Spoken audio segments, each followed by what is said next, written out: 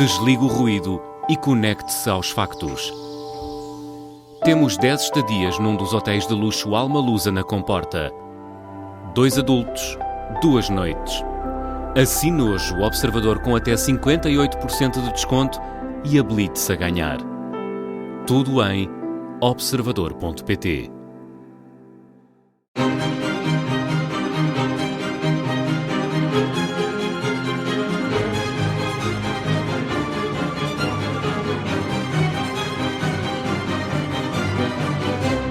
Rádio Observador, no Centro Interpretativo da Máscara Ibérica, em Lazarim, e aqui numa sala, a Tatiana Cardoso, responsável pelo Centro Interpretativo, onde às vezes há demonstrações de como se fazem estas máscaras. O que é que as pessoas podem esperar quando chegam cá?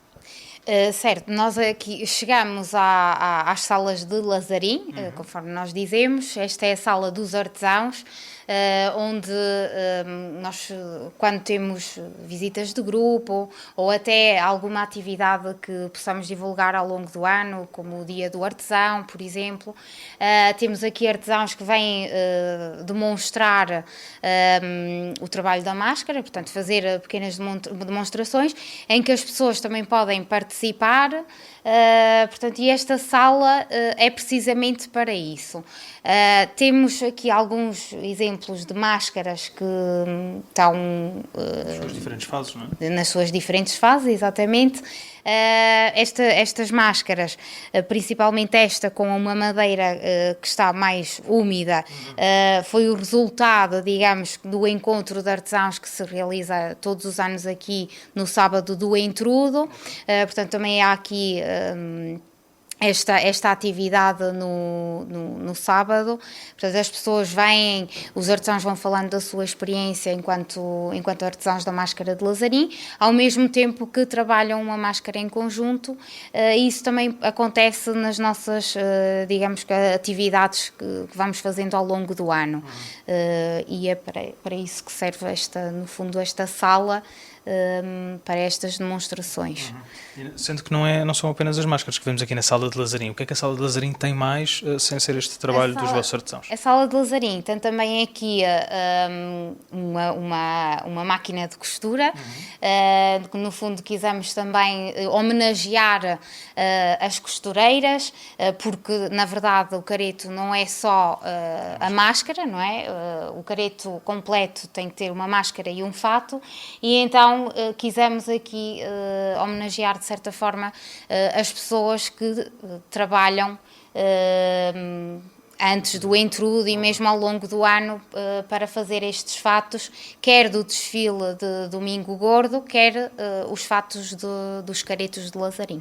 Como é que é esse desfile do Domingo Gordo? O desfile de Domingo Gordo consiste num desfile etnográfico, em que é escolhido um tema, cada rua escolhe um tema, e no fundo vão desfilando com esse tema, cantando umas cantigas adequadas ao tema escolhido, e portanto desfilam com os trajes também típicos, alusivos ao tema, e vão desfilando pelas ruas de Lazarim, acompanhados de caretos. Neste caso os caretos não são caretos que estão a desfilar com máscaras novas, são máscaras que já foram reutilizadas, e depois na terça-feira é quando saem as máscaras novas à rua. Portanto é mais do que máscaras, músicas e também os trajes que acabam por, de forma, compor esta tradição. Sim. Também participam grupos de fora, neste caso principalmente de Bragança. Okay. Há aqui também um intercâmbio, digamos assim, porque os caretos de Lazarim, por exemplo, vão às festividades da altura do Natal a Bragança, e depois os de Bragança, quando se tiverem disponibilidade, vêm às festividades de Lazarim, como o careto bem posta, os caretos de Arcas, portanto, vários grupos de caretos da zona de Bragança que nos visita aqui e participa no Entrudo de Lazarim. Sendo que este intercâmbio que estávamos a falar há pouco com a Tatiana, Fernando Ribeiro, acabou por ser o início deste centro interpretativo quase de forma acidental. Sim, o que acontece é que de uma forma espontânea, sem Eu penso que eu não tenho tempo suficiente aqui neste espaço para dizer isto de uma forma perentória, mas acabou por cumprir aquilo que é o próprio papel do Centro Interpretativo da Máscara Ibérica. Ou seja, as diversas manifestações de intrude ou de mascarada, ou o que quer que seja, acabaram por se conhecer uns aos outros. Há bocadinho eu tinha referido que os territórios são territórios do interior que têm alguma dificuldade em garantir, principalmente com pessoas mais novas, essas manifestações, e eu penso que de uma forma espontânea foram-se conhecendo, foram-se tornando amigos e foram começando a cruzar uns e outros, irem às suas próprias terras.